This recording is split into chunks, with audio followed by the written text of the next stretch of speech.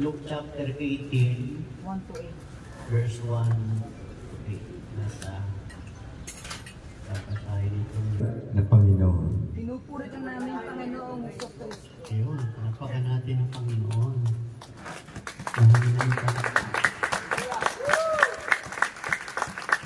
Okay, bago umupo muli, pamayan natin ang bawat isa. Batiin natin ang good morning. Good morning! Brother Emil, good morning. Good morning!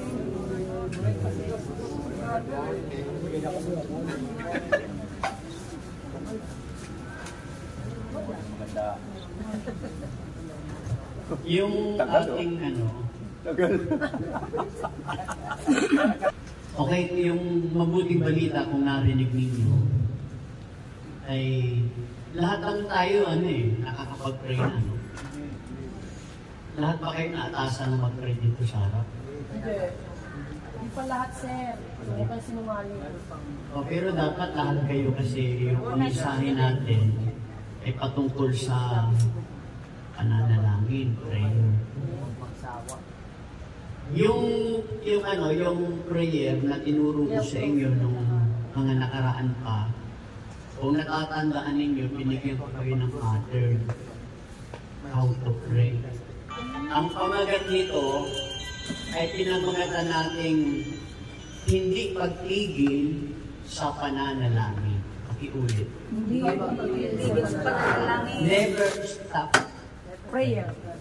Never stop praying. Pray.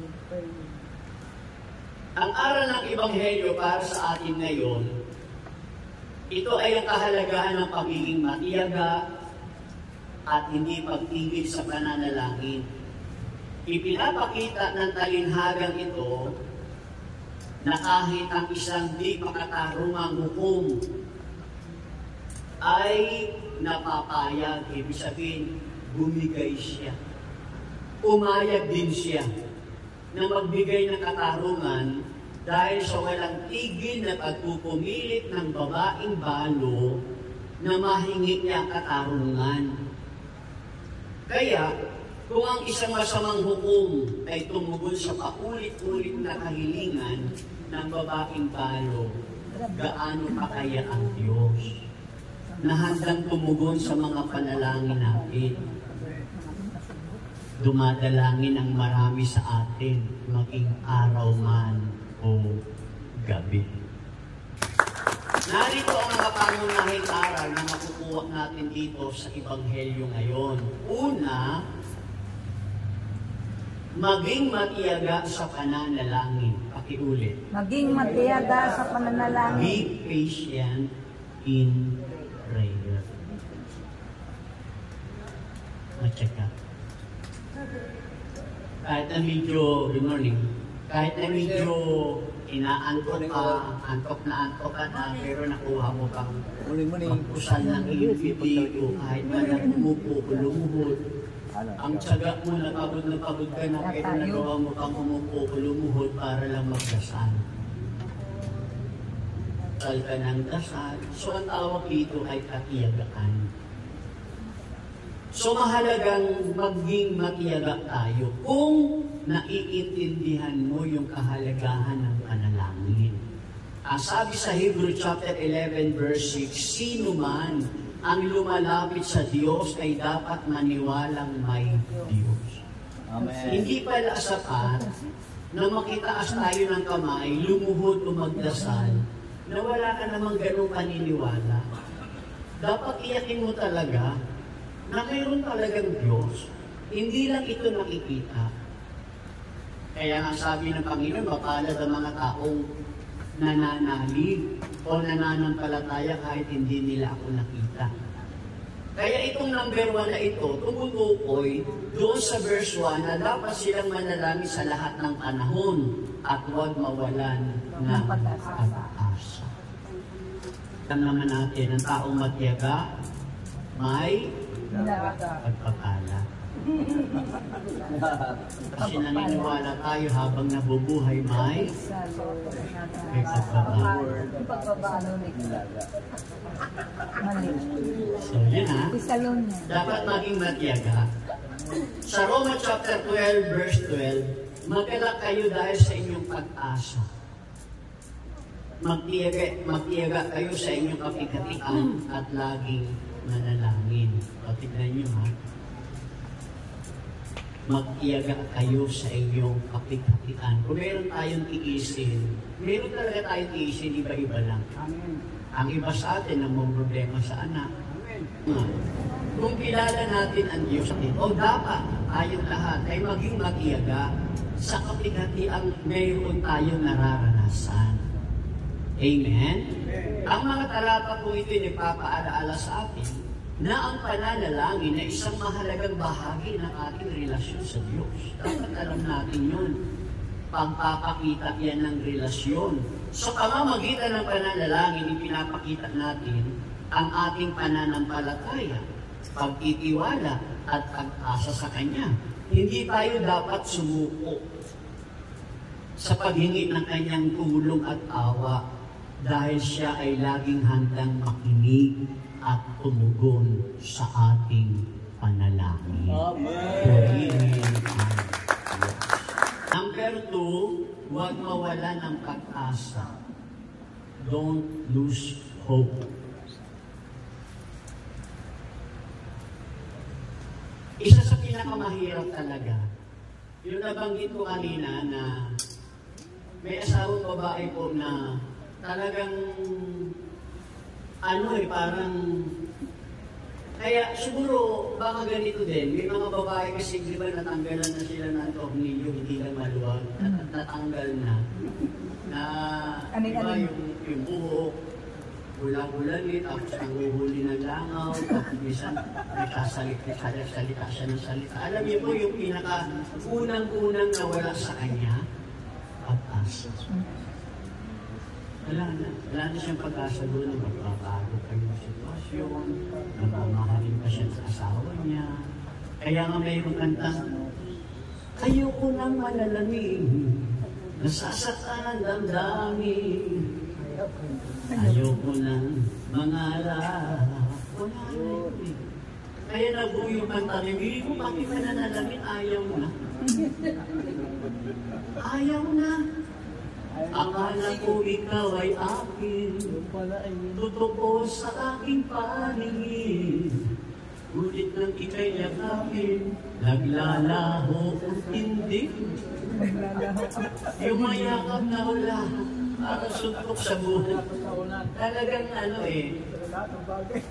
totoo lang po, yung pangiging baliw ng isang tao, kung bakit bumibigay ang tao at naluloko.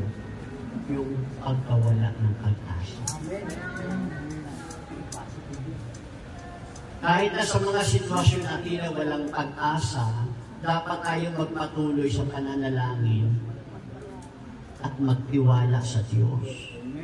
Ipinapakita ng balo na kahit walang kapangyarihan, posible na makamit ang hustisya sa pamamagitan ng pagpupursige niya.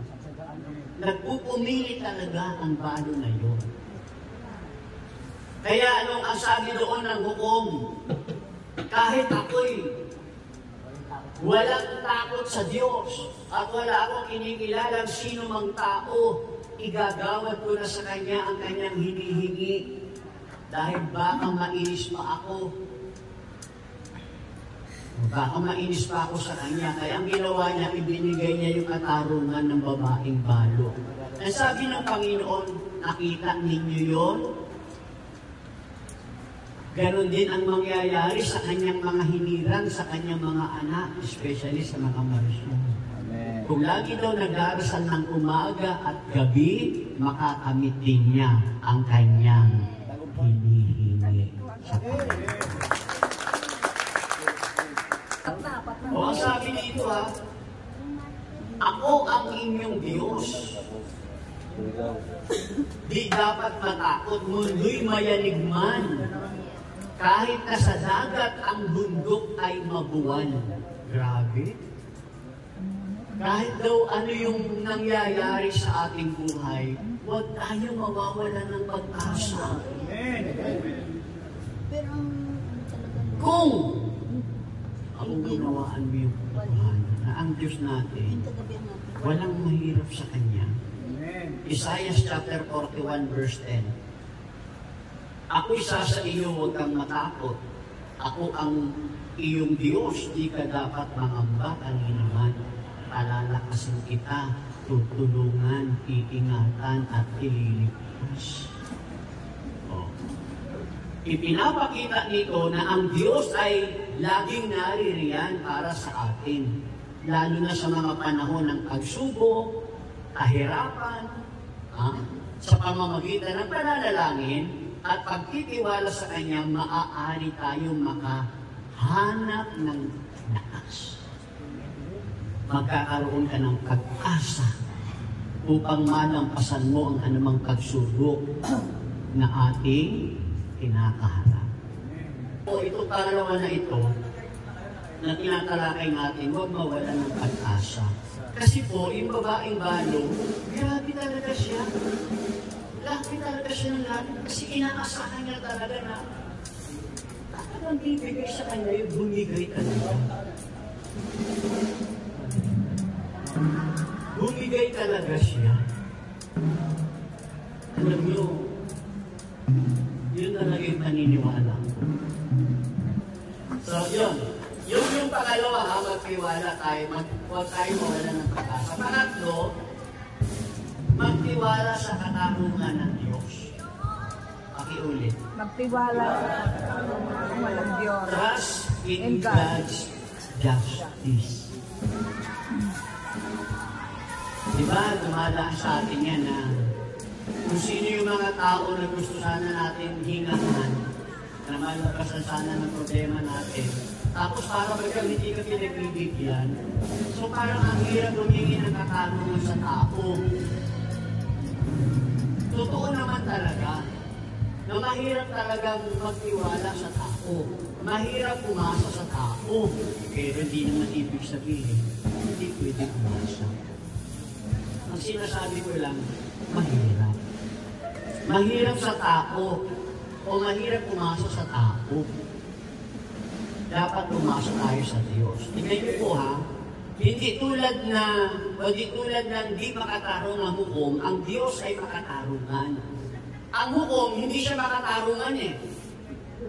Kasi sabi doon, wala siyang kinikilala ng Diyos, wala siyang kinakatakutan na tao. Ganun pa man, ibinigay niya yung katarungan. Ay ang Diyos, sa kulpa makatarungan na siya.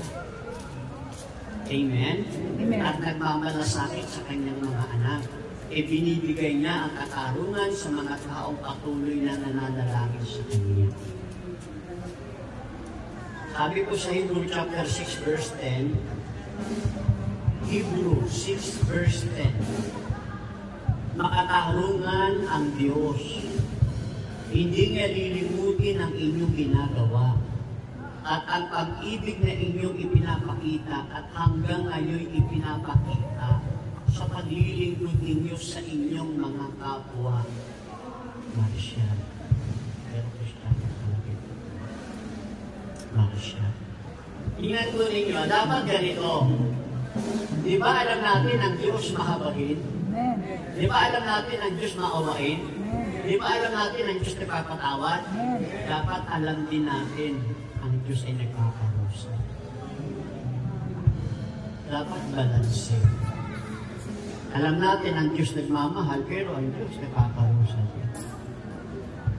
Pag ang nalaman mo lamang sa Diyos yung katotohanan na isang side lang, mapagpatawad siya, mapagmahal siya, tapos hindi mo naintindihan ang Diyos ay nagpaparusa, baka pag dumating ka sa kahirapan, sumpain mo ang Diyos.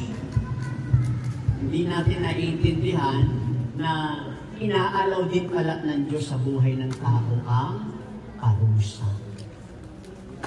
Pero sabi, kung siya'y magparusa, di katulad ng pagsuway. Kanta yun eh.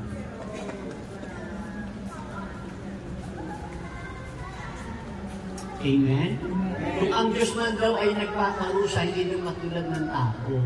Ang Diyos ay makatarungan. Ang ibig sabihin nito, nagpapakita na ang Diyos ay palaging gumagawa ng may katuwiran at walang kinikiling. Gagantimpalaan niya ang mabuti at parurusahan ng masama. Gagantimpalaan ng mabuti at parurusahan ang masama. Kapigin mo balikat ang katabi mo sa iyo, mabuti ka ba? Mabuti ka ba? Mabuti ka ba? Mabuti ka. Mabuti ka ba? Ano sagot nyo? Amen. Diba, hindi makasagot eh. Tumitig lang sa nagpapikit.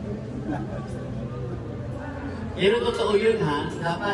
Dapat natin maintindihan ang Diyos ay makatarungan. Makatarungan po siya. Kapag ikaw ay dumadaing sa Kanya araw at gabi, kapasaan ka, ibibigay din ng Diyos ang iyong karaniwan. Ang apat, ang huli na to. Diba sabi ng Panginoon, sa akin kayong pagbabalik, mayroon pa kaya ako padatnang nananampalataya? Para bagang, mayroon pa kaya ako nadatnang magmamarsyal? Sinasabi sa huli, kung ako kaya ay darating, madadatnan ko pa kaya silang nananampalataya. Ang talata po na ito'y nagtatako sa tanong na kung makakatagpo pa ang Panginoon ng mga taong nananampalataya sa lupa kapag siya'y babalik. Ito po'y nagpapaalaala sa atin na dapat nating panatilihin ang ating pananampalataya. Pananampalataya, pagtitiwala sa Diyos sa lahat ng oras. Dapat meron tayo noon para madatnan tayo ng ano man yung mauna, magunaw man ang mundo o mamatay tayo. Ano man yung mauna doon, mamatay tayo o magwakas ng mundo. Dapat laging nananariwa ang pananampalataya. Amen. Sa Mateo chapter 24 verse 13, ngunit ang manatiling tapat hanggang wakas ang siyang maliligtas. Sino lang maliligtas? Yung mananatiling tapat. Amen. Amen? So, ang talata na ito ay nagpapaalaala sa atin na ang ating pananampalataya ay dapat maging matatag at hindi nakikinag, lalo na sa mga panahon ng pagsubok at kahirapan. Dapat tayo magtiyaga at magpatuloy sa pagtitiwala sa Diyos hanggang sa Kanyang pagbabalik. Dahil siya ang tapat na tumutupad sa Kanyang pangako. Ano yung pangako ng Diyos? Ang manatiling tapat ang siya lang na maliligtas. Eh tapat siya doon. Sa Kanyang sinabi tapat siya doon eh.